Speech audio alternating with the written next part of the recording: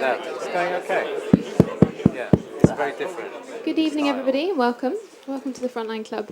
Thank you for coming to this evening's First Wednesday discussion. There's a slight change to our lineup at the beginning. Solomon Magera from the BBC has been called on air at the last minute, so he will be joining us very shortly. But Mary Harper from the BBC has kindly said that she'll kick off the discussion as the chair and then move into a panellist position. So before we start, if I can just ask you to switch your phones to silent, and when it comes to questions, if you can wait for the microphone because we are broadcasting live. So I'll hand over to Mary. Good evening, everybody. Thanks very much for coming, and I'm sorry that I'm not Solomon, but he'll be here very soon. I'm sure, we're all here because of something, some might not say it was fully unexpected, but this horrific attack in Kenya on the 21st of September on the Westgate shopping mall in Nairobi,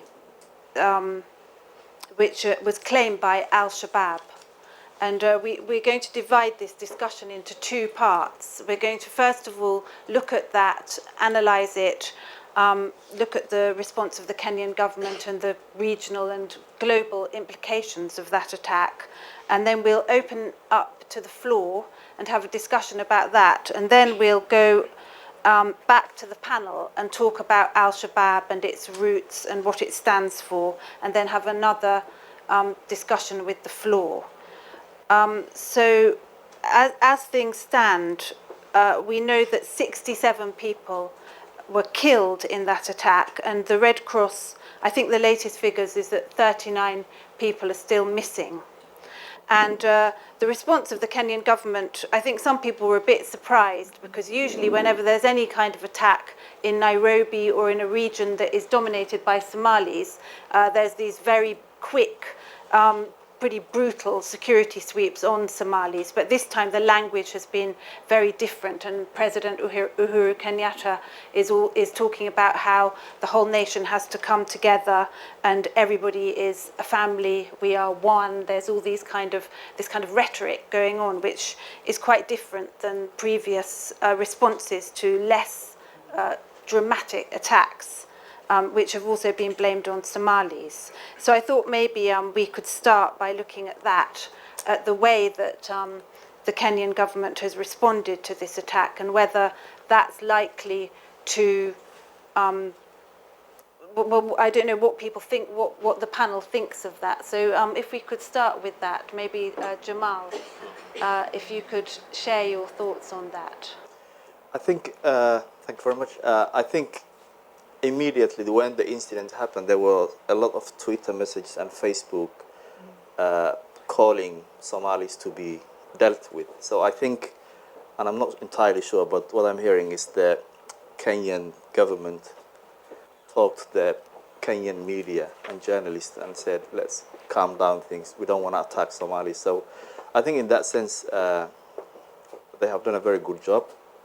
But I think in the last couple of days, we have been hearing some arrests and rounding up Somalis in Kenya. So it's not as bad as we probably initially thought, because when I heard, the first thing I did was call my family members in Nairobi and said, stay indoors, don't go out, and make sure you don't get killed. So I think it's better than we expected, but it would probably happen, and they would arrest lots of Somalis, and there is a talk of deporting Somalis and all sorts of things. So, yeah, thank you very much. And Jamal, by the way, is he works for Channel 4, and he's done a lot of work on this on Somalia. Has reported from territories where most journalists wouldn't dare to tread, and has also revealed in an exclusive report for Channel 4 on the identities, what's being said in Somalia about the identities of some of the attackers. And Hamza Mohammed is a British Somali journalist who's worked for the BBC and for Al Jazeera. And Ben Rawlance used to work for Human Rights Watch, and he's now an Open Society Fellow. And Ben, you've been working in Dadaab refugee camp, which is this enormous collection of refugee camps in Kenya, home to hundreds of thousands of Somali refugees. And what is your interpretation of the way that Kenya has responded to this attack, particularly coming from the Somali refugee community there? Well, sorry. I spent an awful lot of time in 2007, 8, 9, 10 documenting crackdowns on the refugees every time there was some minor security incident in the northeast or in Nairobi, and sometimes even in the absence of any security incident, just because people wanted to harvest money from the refugees, the police wanted to harvest money from the refugees. And I think there's two interesting things here. Is in the wake last week of the attack, the Parliamentary Security Committee called for Dadaab to be closed and for all the refugees to be sent home. This is a narrative which we've been hearing for upwards of 2 years, but it's been increasing in volume ever since Kenya invaded in 2011, since the two Spanish logisticians from MSF were kidnapped back in 2011, which precipitated the invasion. And I think that's predictable.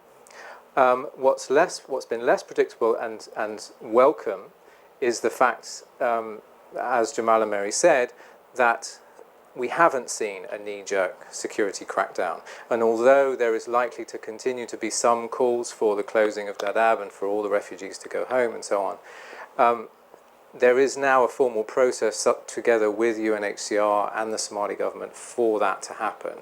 And Kenya has committed to doing that according to the rule of law. So I think some of that Kenya's traditional knee-jerk discrimination and sort of racial profiling of Somalis has diminished in the last couple of years, and I think that's a direct consequence of the invasion of Somalia, because it's learned the hard way that doing that gets you nowhere. It's had to actually work much harder with the refugees, with the Somali community in East Lee, in the northeast, on intelligence, there's been big efforts at community policing in Dadaab to try and improve relationships with the community. So I think because in fact we've already had the invasion, if there hadn't been an invasion, now there would be one. But because we've already had the invasion, I think some of those lessons have been learned, which is why there's been perhaps a cooler response. And Hamza, you have spent the last pretty much 18 months based in Somalia, and are you surprised by what happened at Westgate? I wasn't surprised. It was, I think, to most of us who've been to that shopping mall, it was a matter of time. It wasn't would it happen. First, the security that was in front of the shopping mall was quite. You wouldn't even find that in West End clubs, to be very honest with you. They would not take your ID cards. They would not look at it. It's just a lady and a guy with a stick that would just rub your body. Once you go in, you're free. So it did not surprise me. But what was shocking was the response and how long it took to get to the shopping mall. With that shopping mall, there's quite a large number of embassies around, and that is the part of Nairobi that, if it is secure, would be the most secure. And I think it didn't surprise me. To add to that, about police response toward the Somali community, speaking to friends of mine in Nairobi, if you are Somali and left your phone at the shopping mall, especially those who are at Art Cafe, your house would have been raided by the police by now. I know someone who's an American citizen. Her house has been trashed, and now she's in prison simply because she left her phone at the shopping mall. And I think, yes, there's been a response, but it hasn't been out there in the public. And Jamal, what was your kind of personal response when you heard the news about what happened, what was happening at Westgate? What was going through your mind, and how did you explain to yourself what was happening? I think on a personal level, as I said, on a personal level, you always think about your family members and your loved ones, and that's what I first did, was to call them and say, are you safe and is everything okay? And on a professional level, I think al-Shabaab have been threatening Kenya for quite some time, and there have been some sort of low-level attacks in Kenya, though al-Shabaab have not claimed the responsibility of most of these attacks. But attacking Westgate, I think it's something that I wasn't expecting it at all. I didn't think al-Shabaab would get through it and would hold on to it for as long as 4 days. How do you explain the fact that they did manage, it was such a sophisticated attack, and they managed to kind of change the way that they were operating throughout those 4 days? I would say that because they are quite dedicated and determined fighters.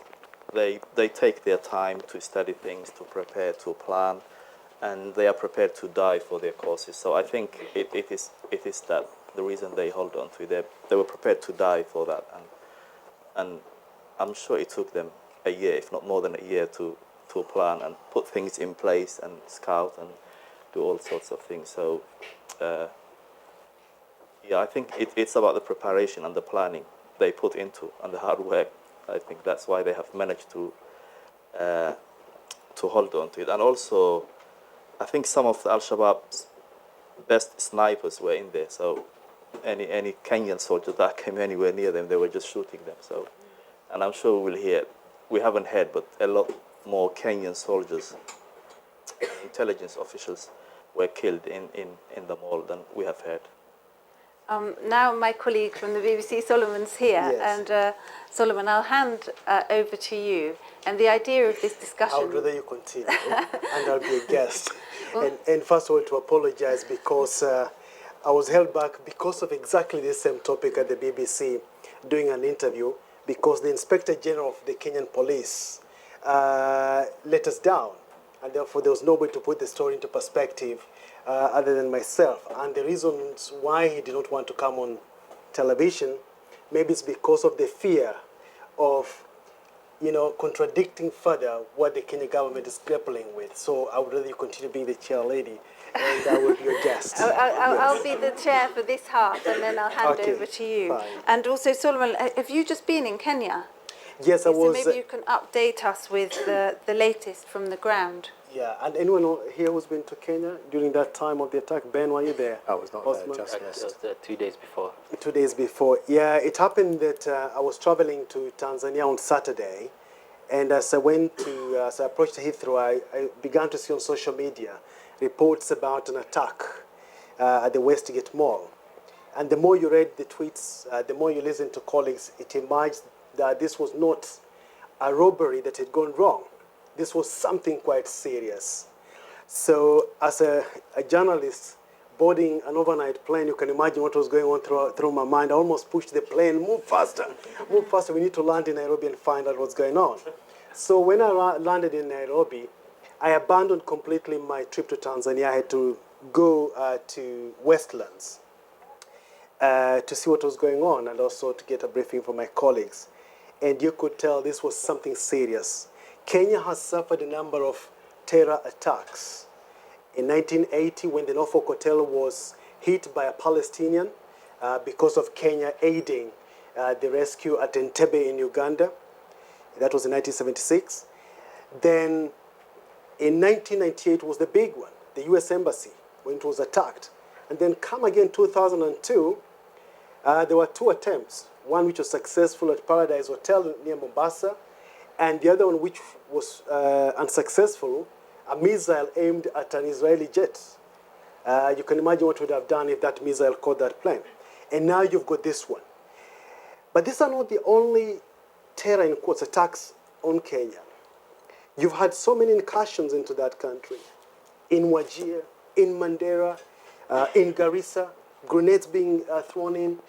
You've got insurgents coming in and terrorizing Kenyan police. They will snatch them their arms and vehicles and go back into Somalia.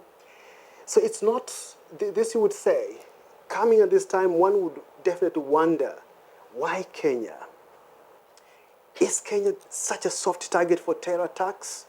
And these are the kind of questions people are begging.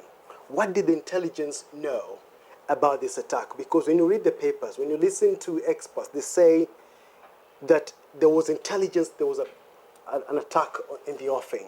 Yeah, they said that since more than a year ago, there was claims, there was warnings that Westgate itself was going to be attacked.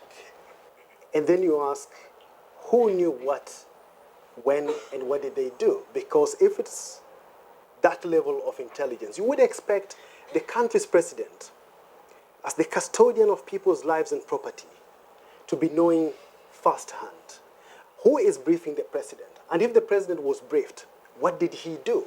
What did he tell the police to do? So these are the kind of questions which many people are still asking, and hoping that the commission of inquiry that has been appointed, that's going to be appointed by the president, is just announced that he's going to form a commission of inquiry. People would hope that they'll dig into these issues and at least, as a departure from past commissions of inquiry, make that report public. And we were speaking earlier amongst ourselves, and depressingly, all four of us said that we weren't really that surprised that that attack happened. And I wonder, Ben, if you could perhaps give a bit of the context of why al-Shabaab might have felt like conducting an act like that on Kenyan soil. Well, it started with the invasion in 2011 when Kenya, supposedly, what Kenya said was, we are declaring war on Shabaab because of kidnaps of UK citizens and Spanish citizens in northern Kenya. In fact, what was happening was a much more complicated operation. And the way I like to think of it is that there is actually no such thing as the Kenyan state, per se. There are a series of different cartels who sometimes cooperate and who sometimes compete. And one of those cartels is a connection of Somali businessmen, politicians, and then another cartel is Uhuru Kenyatta and his gang, the sort of Kikuyu business network, if you like. There's another one on the coast that does a lot of drug smuggling. Sometimes they intersect, and sometimes they intersect within the purview of the state and sometimes outside of it. And actually, from about 2008, there was this thing called the Jubaland Initiative, where a group of leading clansmen, Ogaden clansmen from southern Somalia, wanted Kenyan backing for a proto-state, a bit like Somaliland or Puntland, because, of course, the Mogadishu South Central administration is so failed. They were looking for Kenyan backing for their own situation there. And they weren't getting much traction until the Kenyan government had all of its problems with the post-election violence, when the upcoming 2012 election looked like it was in the balance, and they had the proximate excuse of these rising attacks from Shabaab. But actually what happened was those Ogadeni businessmen and the KDF, Yusuf Haji, the former defense minister, for those of you who remember him, is key in all of that. Their interests coincided with taking control of what's called Jubaland, the southern strip of Somalia, the port of Kismayo, which is key, its revenues, and then, of course, the Aulahan sub-clan that dominates that area of northern Kenya would deliver those seats for the Jubilee Alliance for Uhuru's party. So there's a lovely grand bargain there that made sense. At the time, we were all scratching our heads thinking, why is Kenya invading just because of a couple of kidnaps? Surely they know that they're poking the hornet's nest and the blowback is going to be huge. Now, the whole thing seems to pan out. And actually, if you look quite closely at what Kenya's actually doing in Somalia, is it going after Shabaab? No. They pushed them out of Kismayo. All of those businessmen, Ahmed Madobe, who was under Shabaab, was also in control of Kismayo when he was head of Hizbul Islam, split. Now he's no longer an Islamist. Now he's an ally of Kenya. He's still in control of Kismayo. The businessmen are still doing business in Kismayo. Shabaab is still taxing everybody in the hinterland. The goods that come from Kismayo to Dadaab have to pass through 4 different checkpoints. The Jubaland administration, the KDF, Shabaab, the Kenyan customs, and then finally the Kenyan police in Dadaab. So it's about money, basically, that invasion. And because it's about money, it's not about Shabaab. And therefore, Shabaab actually have been happily getting on with whatever they've been getting on with in southern Somalia. And that, I think, sets the scene for hopefully, a more vigorous now examination of what Kenya's actually doing in Somalia. Maybe now they will actually go after Shabaab. And if they are serious about Shabaab, that means really changing the way that they've been operating. It means being much more strict about the weakness of their officials for hard cash. And it means being much more serious and strategic about how they go about their operations there. Jamal, would you, the southern Somalia is an area you know well. Would you agree with that interpretation that Kenya's in Somalia for cash?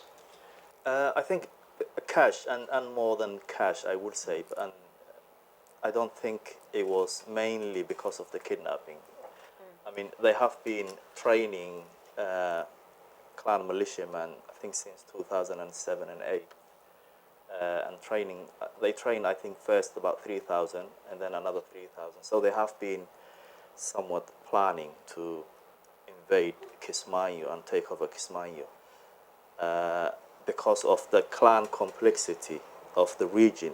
Northeastern frontier inhabitants and Kismayo inhabitants belong to the same clan, so they are cousins in that sense. So I think money was an issue, I would say definitely. Because Kismayo is so strategic. And I think one of the reasons al-Shabaab cannot forget Kismayo is that it was so important for them. It used to bring lots of revenues. And in fact, they are so clever that they used to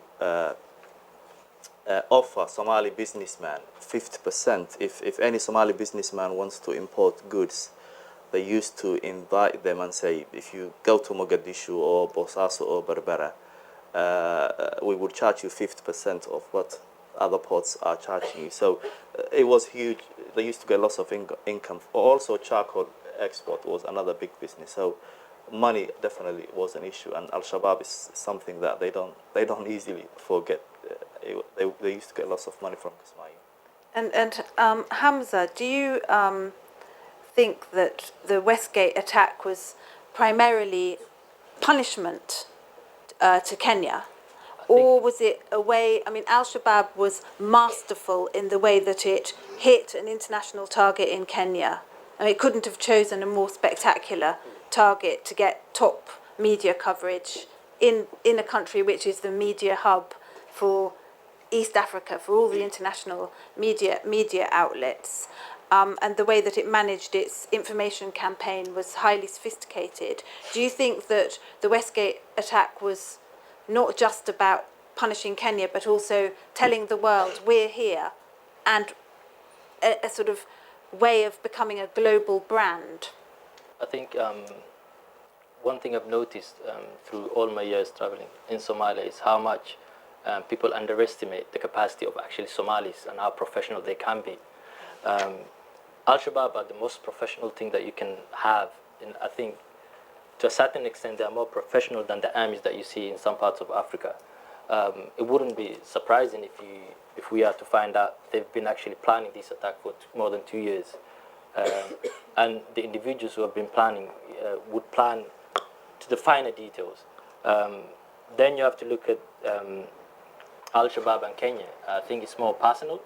It's not just the attack that happened in Uganda. One of the things that we need to look at is how much territory Al-Shabaab lost to Kenya Defense Forces. They've lost, I think, the biggest land territory to Kenyan forces than to any other country contributing forces to AMISOM.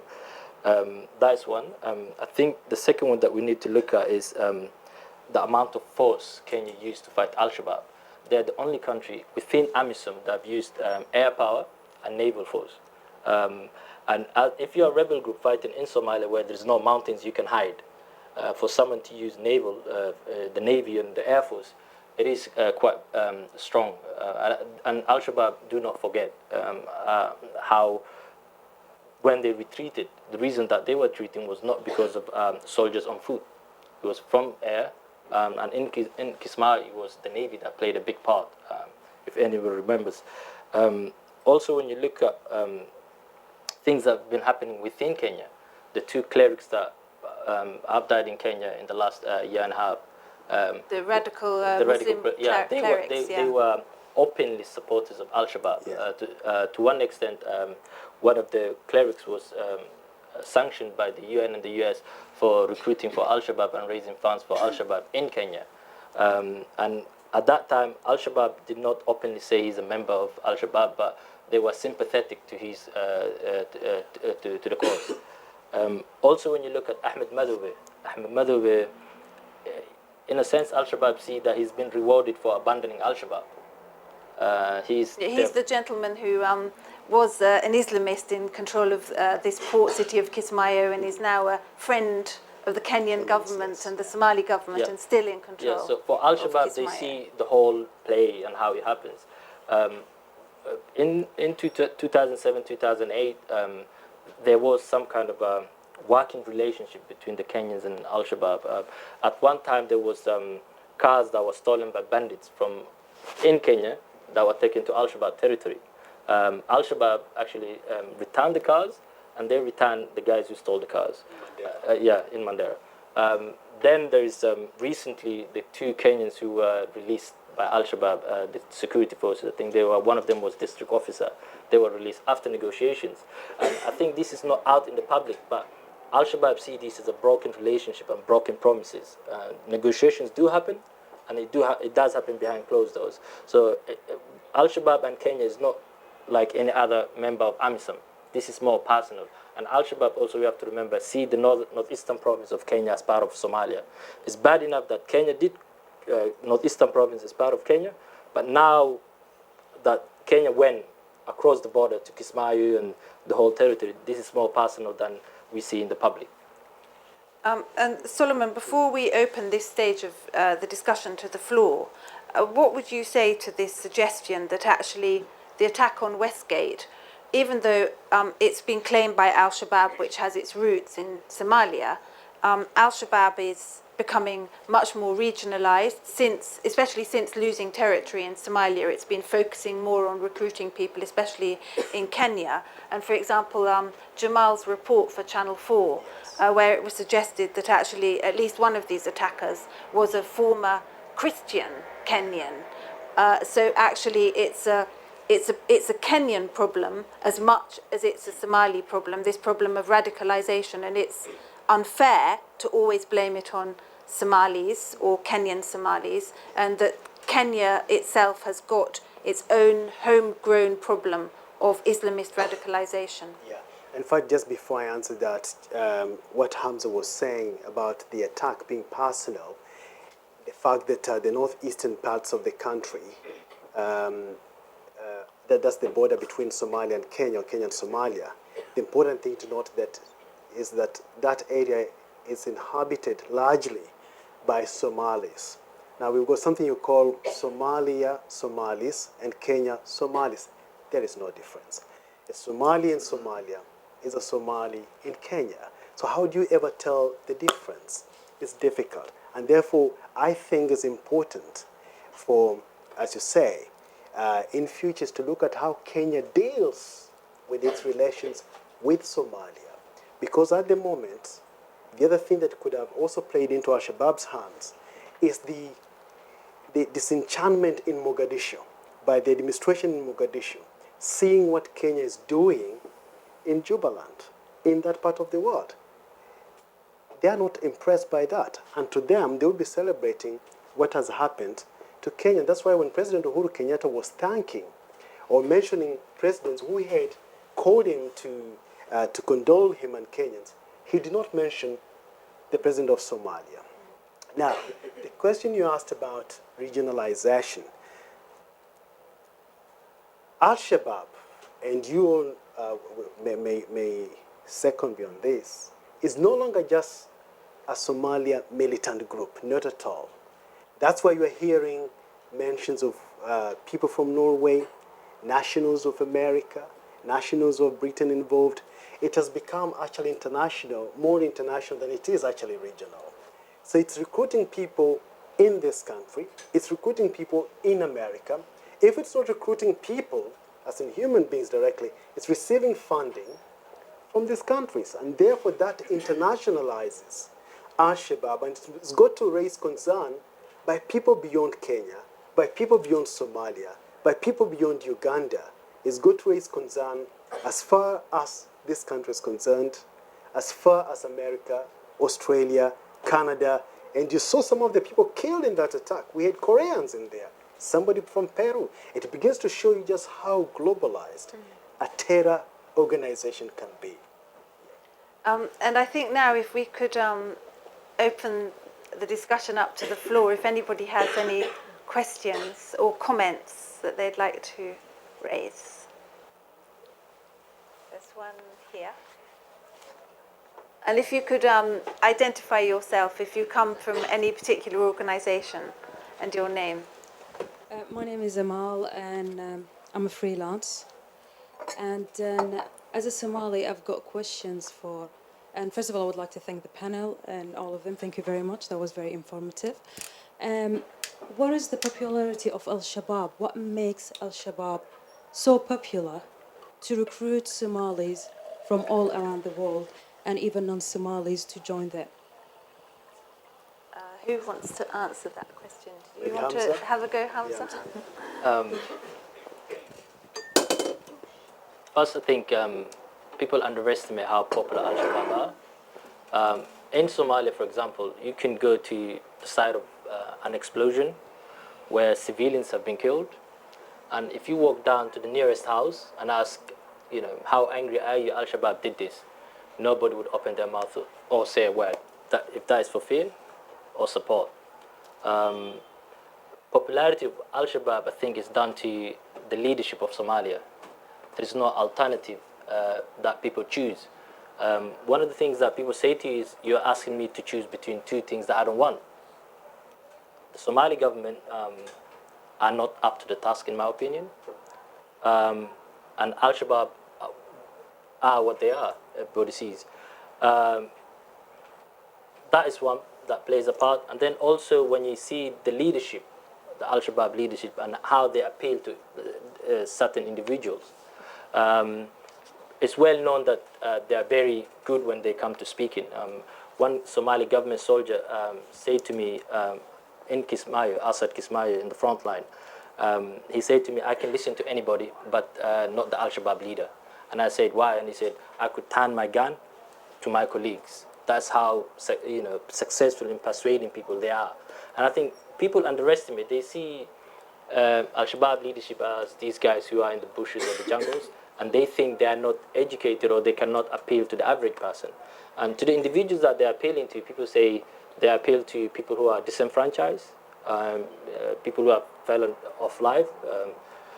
But I don't think that's the case. Some of the individuals who are living the Western life, these are well educated. They went to the university that most of us went to. But why? I think it is different for particular individuals. I think we cannot say kids are joining al-Shabaab because they can't find jobs here alone. I think it moves from one case to another. And that's the same thing if you go to Mogadishu prisons and stuff. You don't see, even though al-Shabaab, they've been losing a lot of ground, you don't see thousands of al-Shabaab fighters who have given up arms and saying, we are taking part of the government. Why? I think it's not as easy to explain. It's more difficult, and I think it's more complex, and it moves from individuals why they join it. Does anybody else want to say anything about why people are attracted to al-Shabaab? I think from people from the West, I would say initially it was more of a nationalism. A lot of youngsters joined al-Shabaab when the Ethiopians invaded Somalia initially. And then later, I think a lot of other young men joined for ideological reasons. And al-Shabaab are not probably popular with the Somali diaspora, but in the areas they control Somalia. But as far as the Somali diaspora is concerned, they are not that popular, I think.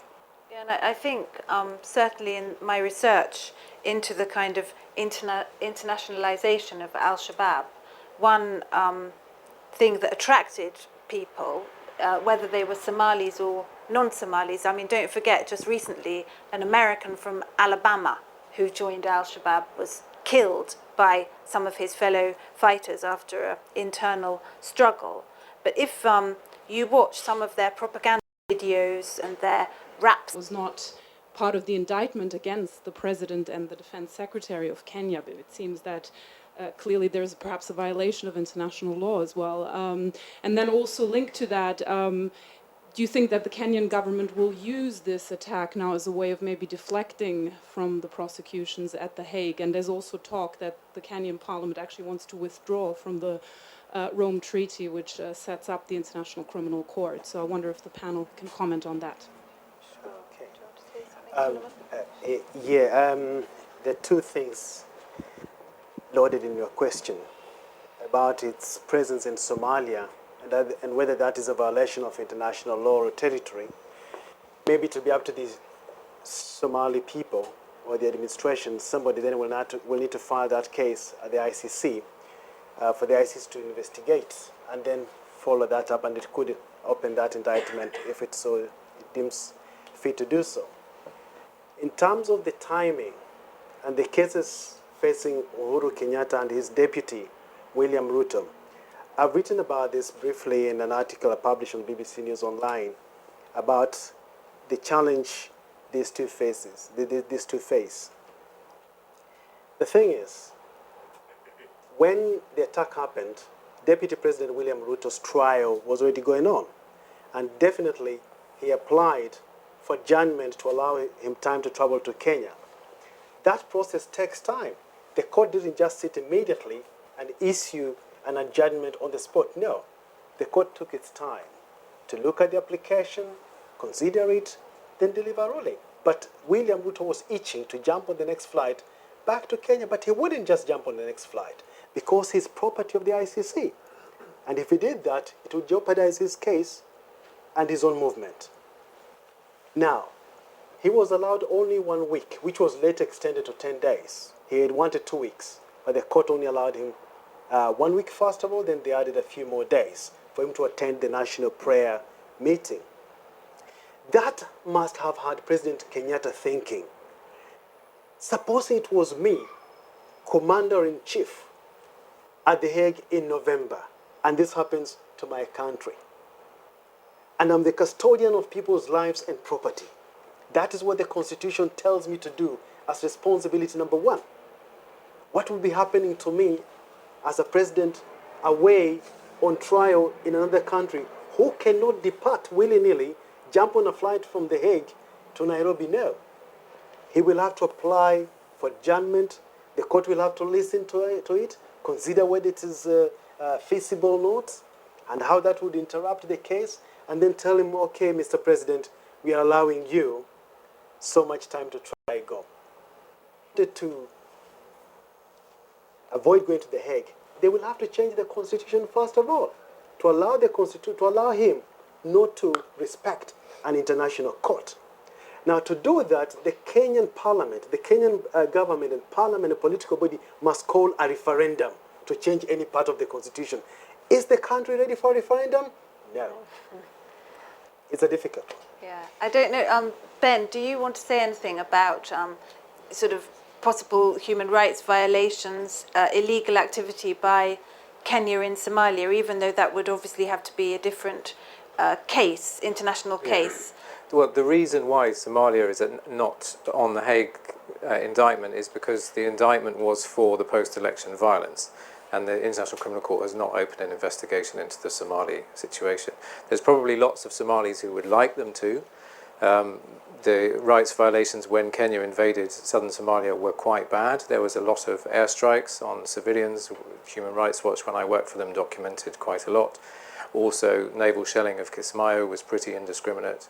And those are grievances, to go back to the al-Shabaab question, that al-Shabaab... And there are various reasons they join al-Shabaab, but I think one of the reasons that attracts is, as I say, al-Shabaab have when they are in the area, they have a good system. They operate like a government. They have very much everything. In the al-Shabaab areas, I remember during the famine, I was in Baydhabo, and we were leaving Baydhabo and driving fast, and one of the al-Shabaab guys stopped us, and he was a traffic police al-Shabaab guy. So, and he asked us a question, and we said, we don't know Baydhabo very well, and he said, since you don't know, I will give you for that, but you generally get a fine. So they have very much everything in the areas they control. They have police, traffic police. They have some sort of ministers who, all sorts of departments. And I think that attracts lots of youngsters who don't have much to do. But also, I think the other important thing is Somalis generally, as much as they fight and kill each other, they are proud, they love their country and their people, and they don't like these foreign occupiers in that sense. People might call them sort of peacekeepers, but in the eyes of many Somalis, these are foreign occupiers, in particular Ethiopia and Kenya. I think they do in Saudi Arabia, but he said women in al-Shabaab areas can drive a car. In Saudi Arabia, they're not allowed to. This is an old guy who is not well educated, and he knows. And this comes from the leadership of al-Shabaab in how they put out the message. They do know what would appeal to the people. If you are a young person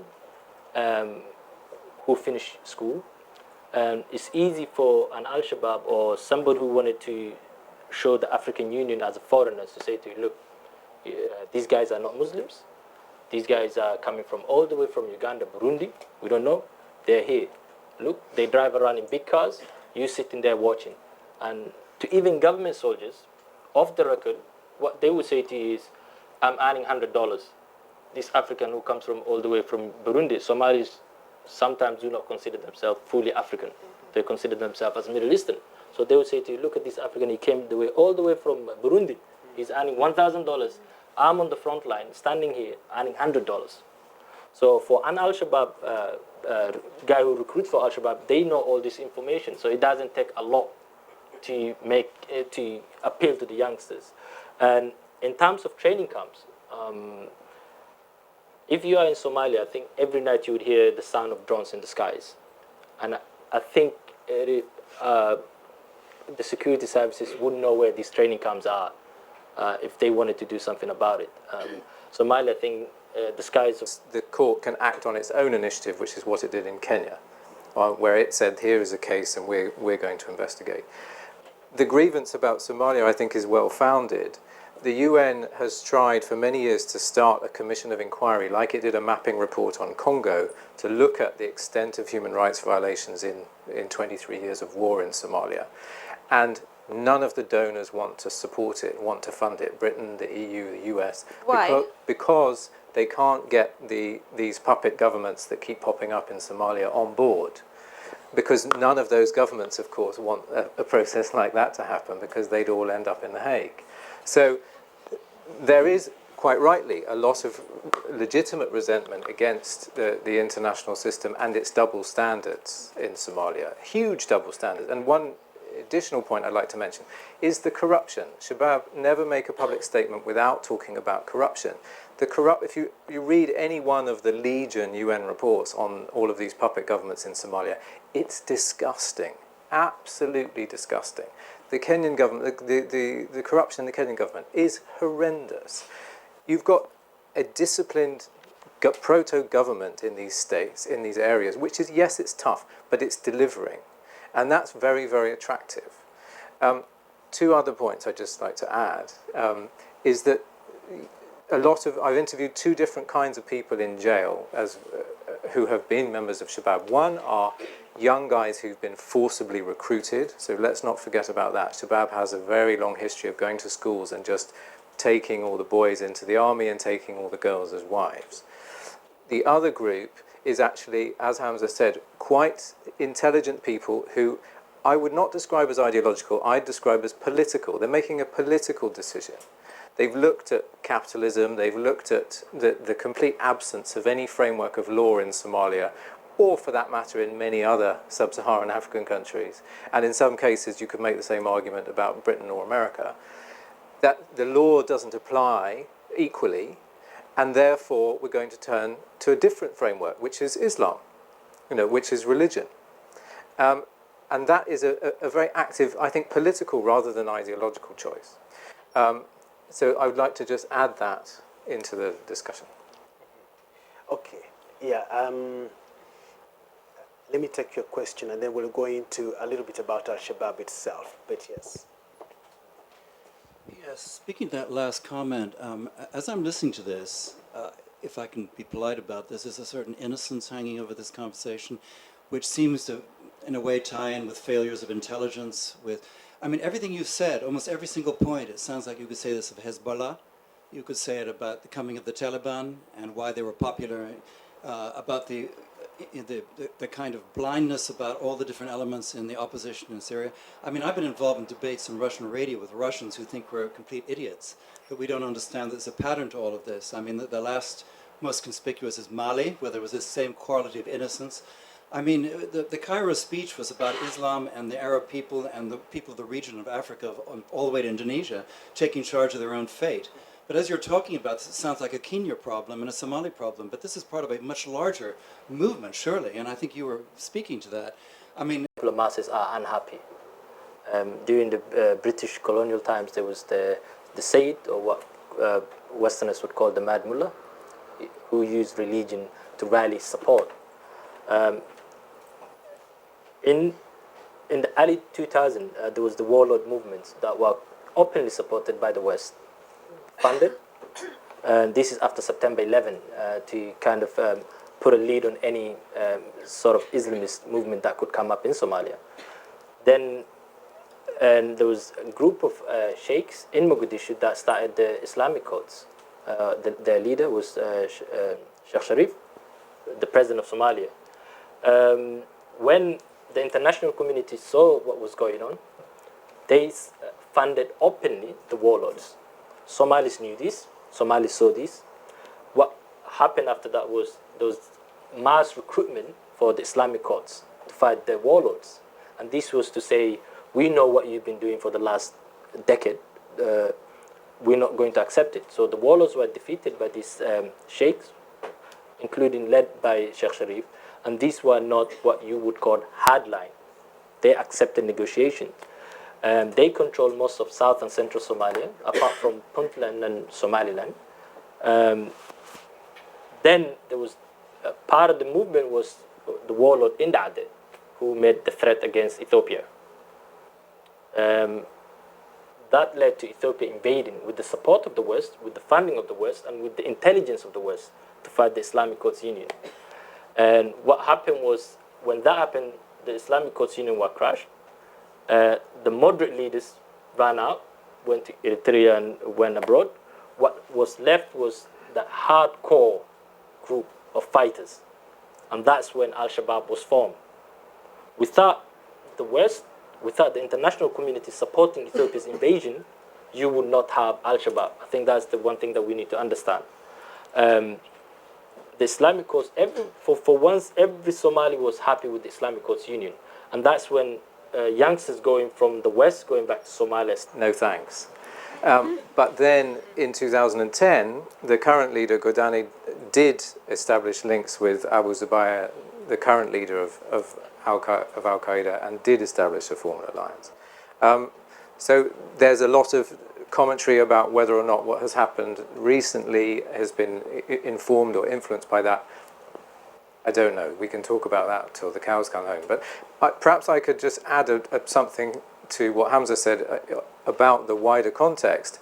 There is a thread here that Somalia, a third of Ethiopia, or I think about a quarter of Ethiopian territory and a third of Kenyan territory, was historically Somalia. And the British and the Italians and the Ethiopian Amharas, Haile Selassie's ancestors, drew some lines in the desert and made south-central Somalia Italian Somaliland. So there is a fractured nation that has been struggling to come to terms with its kind of abandoned orphans in these other countries, who have then, of course, through the structures of those states, interfered in Somalia itself. We have a similar story in Palestine with the shenanigans of Britain and France in the colonial period. We have a similar story in Afghanistan with the Great Game and all of these very, very old, or perhaps not so old, interventions, mistakes, and in a way, incoherent interventions. The problem with Somalia was actually a lack of sustained interest. I had a wonderful conversation with an old guy in Dadaab who said, if only they'd stayed and done a proper job. and really colonized us so that we all spoke English and we were all one, and then maybe we would have had a chance as a functioning state. Now, that's probably a load of nonsense, but it's interesting that he feels that way. And I think that's the Western side of the story that underpins the more recent narrative that Hamza outlined. And I think one thing to add on to that, and this is something that al-Shabaab really emphasize. They always say, we are the only group in Somalia who can say no to our historic enemies. Yeah. When you look at it, what they call the historic enemies, Kenya, Ethiopia, UK, America. So those are what they see as Christians, and we are the only group who can say no to them. So no matter what government is in Mogadishu, they cannot come up and say, oh, no, we can say no to Ethiopia or Kenya or UK or America. Mali government wanted to negotiate with al-Shabaab. Are the hardliners in there going to agree to that? And there were some moves around the time of the big conference in London, the first big Somalia conference last year, where there was countries like Qatar were putting some kind of pressure on the Western powers who've been kind of trying to guide Somalia through these years of, very unsuccessfully, through these years of chaos. And the Western powers didn't like that idea. But I do wonder whether there is a role for countries like Turkey, Qatar, other Gulf states to maybe try to open some avenues. In terms of the military solution, I was thinking about Mali, because Mali, not that long ago, more than half of Mali was taken over by a mixture of radical Islamist forces and ethnic Tuaregs. And there was this rapid response led by the French, which it's too early to say whether it succeeded, but compared with Somalia, the picture in Mali is really quite different. And I do wonder whether there had been a sort of all guns blazing response to al-Shabaab, whether that might have succeeded in destroying it. I have my doubts. I mean, the Americans sent their big AC-130 planes and rained bombs down on al-Shabaab when it was pretty small movement right down in the south near Kenya, and they just mainly succeeded in killing nomads and camels and radicalizing the Somalis into hating them more. But then I think there are parts of Somalia, for example, Somaliland, which broke away from the rest of Somalia more than 20 years ago, where the leader of al-Shabaab comes from Somaliland. But Somaliland, it might have some sleeping cells with al-Shabaab. It has suffered a few attacks. But basically, Somaliland is a place where you can walk peacefully through the streets, whoever you are, day or night. Why is al-Shabaab not there? And I do think it's because Somaliland offers a better alternative to youth in particular. And I don't want to embarrass my friend Ayan Mahmoud, who's sitting here. But Ayan, she puts herself at tremendous risk. She organises every year a huge cultural event in Somaliland where books, music, poetry, dance, all these things that you don't associate with Somalia are celebrated, and every single event that is held during this festival is more packed than this room. And who's in there? Mainly young people. So there's an incredible thirst for alternatives to al-Shabaab, and that kind of the idea that the only way forward is violence. And I just think it's very idealistic, I know, but can't the international powers who are dominant in basically still governing Somalia and the Somali authorities that are there, can't they be a little bit more imaginative and think outside the box? Because every single time, like this gentleman was talking about the other countries, their response is like a recurring nightmare. Yeah. They just keep repeating. I think al-Shabaab played an important part in Ethiopia's leaving the southern part, especially Mogadishu, in 2009, I think. Al-Shabaab would claim they have defeated the Ethiopians in that sense. by just bombing them from right, left, and center, and not allowing them to move in Mogadishu. But I think Ethiopia is probably a different country to Kenya. Kenya is, I would say, a free country, free movement. Somali refugees probably cannot move around, but anyone else can move around. And also, I think Ethiopia, that region we are talking about, the Ogaden region, which is inhabited by Somalis, the Western governments have, this is not probably have been made public, but the Western governments have struck deals with a rebel movement called the Ogaden National Liberation Front, ONLF, to keep out the Islamists out of that region. So there is that agreement between the Western, the ONLF, and the Ethiopians to keep the Islamists out of the region.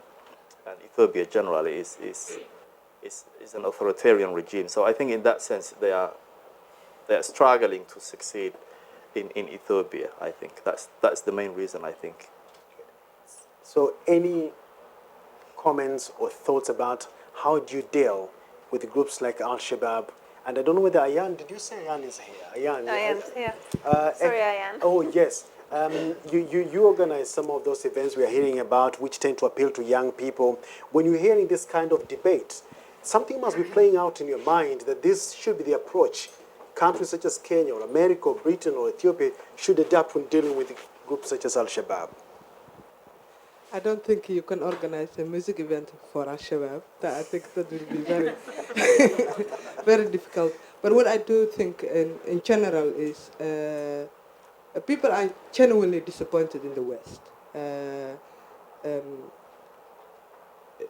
To answer that question about Mali, I think France has decided we want to do something about Mali. We want to protect. We want to help out. But there was no one in that one country who said, okay, I feel responsible enough that I want to make Mogadishu safe. So everyone is involved, but no one is really interested. Protection. There's no protection. I think we should emphasize protection and alternative platform for young people. And for example, we were talking about the rulers of Shabaab. It's 30 years of investment of Saudi Arabia. While there was no functioning education in Somalia, luckily there's something coming. There's something in Somaliland. But the education system of Somali region, totally, even in Ugaden, even in Kenya, was in the hand of Saudi Arabia for 30 years. And this is the fruits that we're getting now. And the West is coming now to us and saying, actually, why are you thinking like that? 20 years immigration to Saudi Arabia, 20 years immigration back now from mid-70s when people were fleeing Ziad Barre and co. So I think to understand why things are happening, we have to look into what have we really invested in human capital in Somali region. And nothing, bombs from here, bombs from there, bombs from here. And even people are surprised why you doing Hargeisa International Book Fair. Yeah, let's hear some comments as well. Let me come to you and then that gentleman at the back.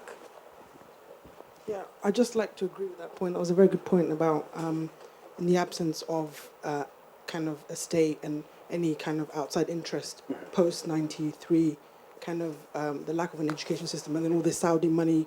And I've found that the mentality of Somalis regarding state and religion kind of changed. And that's an issue that people don't talk about because I know that Somalis never used to, it was a secular state until the early 90s, was socialist state at that. So that kind of change in the mindset hasn't been explored enough.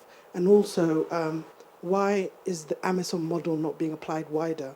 Because it's been successful in Mogadishu. So is it a lack of money, lack of soldiers? Why are they not pushing on? The momentum seems to have been lost. So I just like to, why is that? Why are the reasons for that? Whether the momentum has been lost. And the gentleman at the back. Thank you. A quarter of century of ignorance, abandonment, and sheer right opportunism is caused what Somalia is now. We've had the ignorance of the countries who went there bombing it and killing innocent people. And then we had the sheer fallacy of landing in amphibian boats, trying to create a liberation movement by Americans. Then we wonder why extremist groups such as al-Shabaab come alive. It's not because of people are ignorant to what they stand for. It's because of people of the way that their lives are. Poverty, hunger. They're very good at taking advantage of people who are in that sort of state.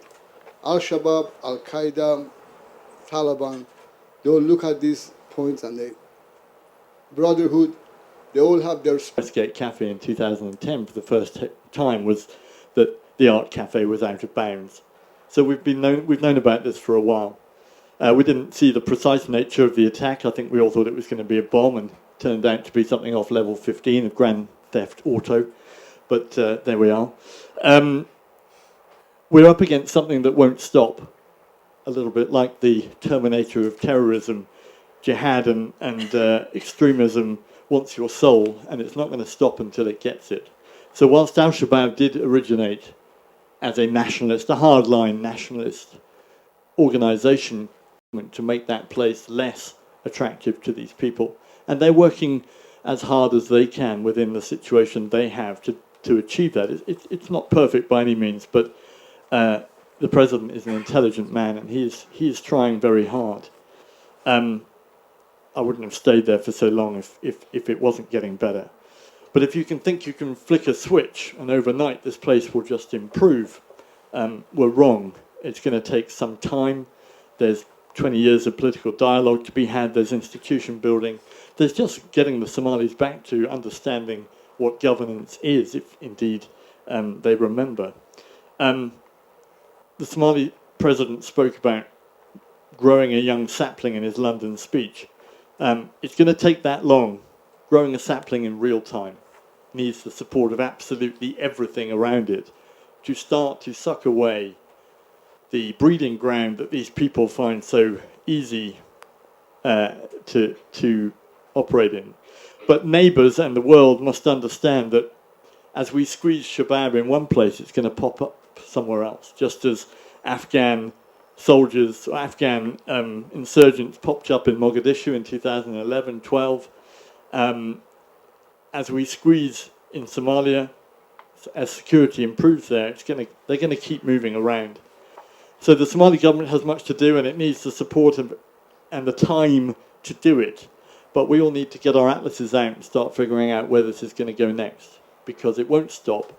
And Somalia, we can improve Somalia, and we will improve it. It is getting better, but jihad, the real extremist side of this thing, is going to keep going. And if Kenya is vulnerable, then it's going to continue to work its way down the Mombasa coast. Okay, very good insights, I think, from a colleague who's worked closely with the president of Somalia. And that's President Ahmed you're talking about, isn't it? President Ahmed, isn't it? Hassan Sheikh, yes, exactly. Yeah. And the lady here, the last comment. My name is Nuzan. I'm a City University journalism student. I just had a question. If President Uhuru Kenyatta, it goes back to the Westgate attacks, if President Uhuru Kenyatta vaguely knew about that, obviously that Westgate was going to be under attack by terrorists, why didn't he do something about it? Why didn't he actually take extreme measures to make sure that, as a custodian of his country, of his people, to protect his people? And of course, now when al-Shabaab were in there, they segregated Muslims and non-Muslims. And how will this affect now, the post-attack, how will this affect the Muslims in Kenya now? Jamal, do you want to tackle that briefly, yeah? Because we're running out of time. We've got about 30 seconds. Yes, fine. There's one other thing I think that you earlier mentioned before I answer the question is the way forward. And I think, in my views, negotiation is the way forward. And I disagree totally with Richard Bailey. I think you can negotiate with al-Shabaab. And the best way forward for Somalia is through negotiations. You cannot accept, and Somalis, in particular, al-Shabaab fighters will not accept foreigners coming into the country and saying the only way forward is to kill you one by one. There is no way they will lay down their arms and give up so they can be killed. And I think because of the Somali and the clan complexity, it's not very difficult to negotiate with. But my big question is the Somali president a president? And in my view, he's not in charge of the country. And he cannot decide what he wants. He cannot decide what's good for Somalia, I think. And on that question about... He's probably honest man, and I wouldn't doubt his insincerity, but he's not capable of, I think, achieving anything. And I think your question about Uhuru Kenyatta, I am not entirely sure if the whole thing is true, whether I think people knew something were coming, but when the intelligence report through the Kenyan media were saying we knew this and that and all the details, I am not sure if that is true. I think that is primarily a blame game between the Kenyan intelligence and the Kenyan politicians, and the blame game has already started. And I think the intelligence guys wanted to get ahead of the politicians and blame them and say, we have told you so.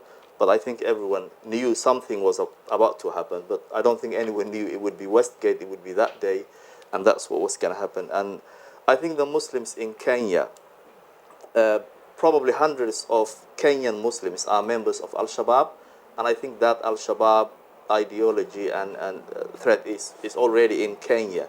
And I think, in my views, that relationship would only going to get worse from now on. And also you have to remember the Mombasa, the coastal region, the coastal people feel neglected and let down by the Kenyan government, who, they say, people from up country. So there are genuine grievances. And the Mombasa Republican Council are also calling to break away from Kenya. So there are lots of other complex issues which would probably play into the hands of Islamism. Yeah, in 20 seconds, Mary, any closing remarks? That's From the Turkish way of handling Somalis, and of I think they're doing great things from what I've seen. The last time I was in Mogadishu was last year, but what I saw then was impressive.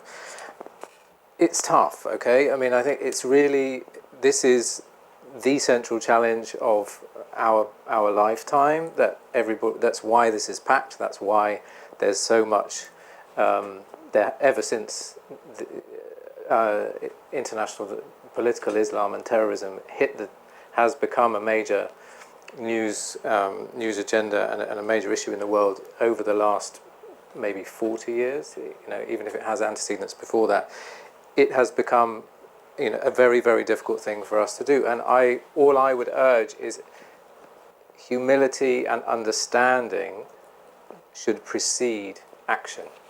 And if there's anything that is guaranteed to make things worse, it's going to be pulling triggers before you actually know what you're firing at and what you're trying to achieve. And I think what we've seen in foreign policy terms from both the Ethiopians, the Americans, the British, AMISOM, Kenya, has been actually a failure to have a real strategic... Now, Turkey, they see it as...